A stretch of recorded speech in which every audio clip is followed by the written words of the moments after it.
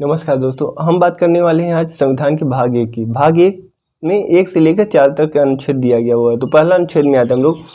पहला अनुच्छेद ये कहता है कि भारत राज्यों का एक संघ होगा। 1A, ठीक है, भारत राज्यों का एक संघ होगा। अब ये जो भारत के राज्यों की बात की गई है, तो ये राज्यों को कहीं ना कहीं नाम तो होना ही चाहिए। ये राज्य कैसे पता चले कौन कौन से राज्य भारत के संघ में है। तो इन राज्यों का 1B में, अब 1B में चलते हैं। तो 1B में बोला गया है कि जो राज्यों का नाम होगा ये अनुसूची 1 में रखा गया है, ठीक है। तो ये हो गया दूसरा। अब ये जो भारत में कितने प्रकार के क्षेत्र हैं ये बताया गया है 1C में। 1C में बताया गया कि भारत में 3 प्रकार के क्षेत्र होंगे। पहला कौन? पहला राज्य होगा। दूसरा क्या होगा? दूसरा होगा केंद्र शासित प्रदेश। और तीसरा भाग जो लिखा गया है वो है अर्जित क्षेत्र। मान लीजिए भविष्य में हम कोई क्षेत्र को जीत लेते हैं, ठीक है, या कोई राज्य हमसे मिलना चाहता हो, तो भी हम उसमें उसको आपस क्या कहते हैं, उसमें मतलब जो क्षेत्र हम जीतते हैं उसको अर्जित क्षेत्र में हम लोग रखते हैं, ठीक है। अब आते हैं अब ये क्लियर तो हो गया होगा मुझे लगता है। अनुच्छेद एक का सीधी सी बात है, भारत राज्यों का एक संघ होगा। 1B कहता है कि जो भी राज्यों के नाम होंगे वो अनुसूची 1 में होंगे। तीसरा क्या कहता है कि भारत में 3 प्रकार के क्षेत्र होंगे, पहला राज्य, दूसरा केंद्र शासित प्रदेश, तीसरा अर्जित क्षेत्र, ठीक है।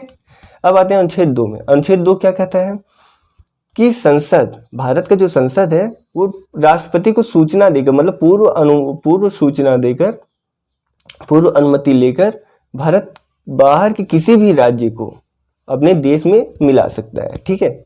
मतलब एक बार सूचना दे देगा राष्ट्रपति को और वो भारत के किसी बाहरी राज्य को भारत में मिला लेगा। जैसे कि सिक्किम पहले भारत का अंग नहीं था, अब क्या हो गया है कि सिक्किम भारत में मिलना चाहता था तो उसको भारत में सम्मिलित कर लिया गया। हालांकि इसके बारे में और भी बातें हैं, इसको बाद में बताएंगे, नेक्स्ट वीडियो में आगे चर्चा होगी।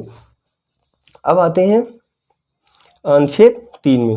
दूसरा क्लियर हो गया कि भारत बाहरी राज्य को, मतलब राष्ट्रपति को पूर्व सूचना देकर संसद किसी भी बाहर के राज्यों को भारत में सम्मिलित कर सकता है, ठीक है।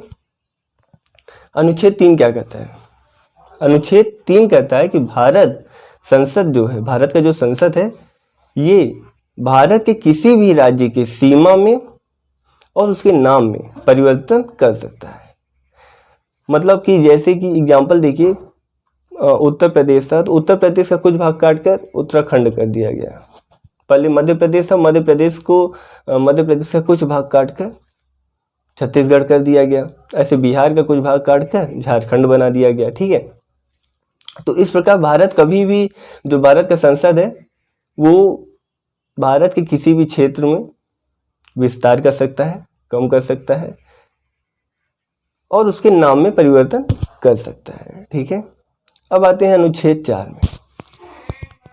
अनुच्छेद 4 क्या? अनुच्छेद 4 में थोड़ा सा ये समझ लीजिए, अनुच्छेद 4 समझने लायक है कि इसमें जो राष्ट्रपति के ये सब चीज़ करने में राष्ट्रपति को सिर्फ सूचना देना है। आपको ये नहीं कहना है कि पहले साइन करवा ले, 2/3 बहुमत ले लेना है, नहीं, ऐसा कुछ नहीं है।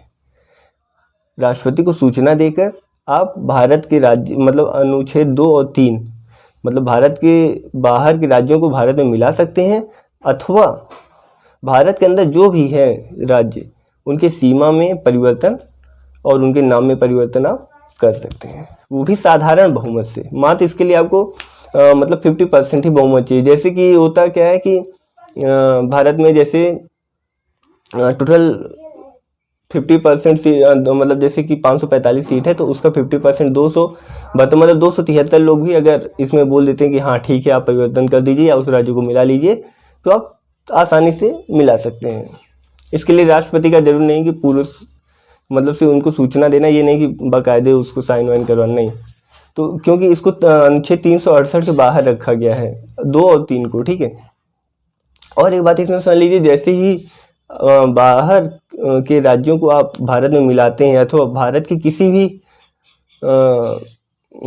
किसी भी क्षेत्र को आप मतलब दूसरे भाग में बांटते हैं, तो एक बात और ध्यान देना है कि इसके अनुच्छेद 1 में भी परिवर्तन करना पड़ेगा और अनुच्छेद 4 में, अनुसूची 1 में और अनुसूची 4 में भी परिवर्तन करना पड़ेगा। क्योंकि अनुसूची 1 में भाई राज्यों के नाम है, तो आप जो राज्य को मिला रहे हैं उसका नाम भी तो आपको कहीं ना कहीं संशोधित करना पड़ेगा उसमें, ठीक है। तो जब आप उसको अनुसूची 1 में करेंगे, और अनुसूची 4 में क्या है कि भारत में कितने राज्यसभा और लोकसभा के वो मेंबर भी हैं, तो उसमें भी तो घटाना बढ़ाना पड़ेगा, तो उसके लिए भी आपको उसमें भी जाके संशोधन करना पड़ेगा। तो ये आपका अनुच्छेद 4 हो गया। ठीक है, तो उम्मीद है कि अब समझ लीजिए। मैं एक बार फिर रिवीजन कर देता हूँ फास्ट कि अनुच्छेद 1 कहता है भारत राज्यों का एक संघ होगा और राज्यों को पहली अनुसूची में रखा गया है।